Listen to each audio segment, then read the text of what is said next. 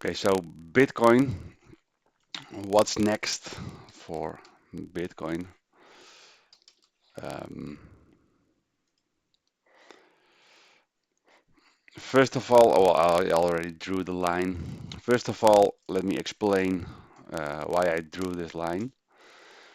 Because if you look at Bitcoin, then, well, as long as it um, exists, so suppose here you have a correction, here you have a correction, here you have a correction, and then we have another one right here, right? So this one is more shallow than the other ones, but I wouldn't mind about that because the market cap has been increased so significantly that it's just going to get less volatile. So I think it makes sense to have more shallow corrections. I do think that something is missing here, right? So here we have the sharp sell-off. We went sideways for 6 months, and then you have another dip. Here you have the sharp sell-off, sort of capitulation spike, and then we go sideways for 4 bars, and then we have this rounding bottom that increases the ends, that increases the chances of the bulls. Such a wrong bottom because the bears had attempts here, they had an attempt here, they had an attempt here, and it just kept on failing. Then it's logically that the bulls will step in and win again. Um, Now here we have another flag. I think this is the capitulation spike. We go sideways 4 bars and then we make even a new low. And that's also the moment where the trend is ended, right?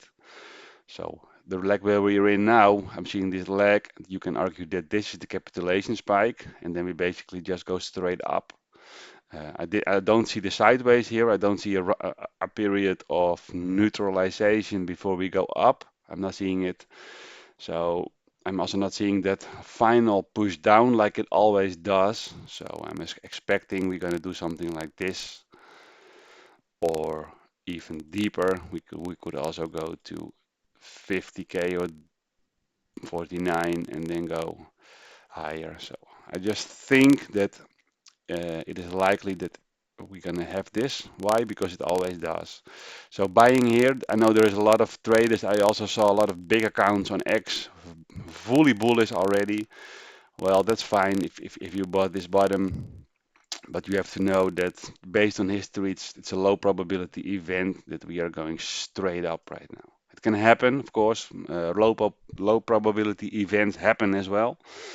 But personally, I just skip them because it's not nice when you have a large position and you're here at 80K and then you're going back to 50, right?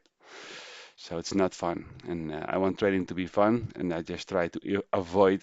If I know there is a chance of something like that, then yeah, then I just skip it. And if we do go up, I don't mind, then I just let it go and I find something else to trade. But for now, I'm ready to get long. I'm short now actually, but I'm ready to get long if we see something like this. Okay. Okay. Now going to video 3. So I'm going to wrap this up.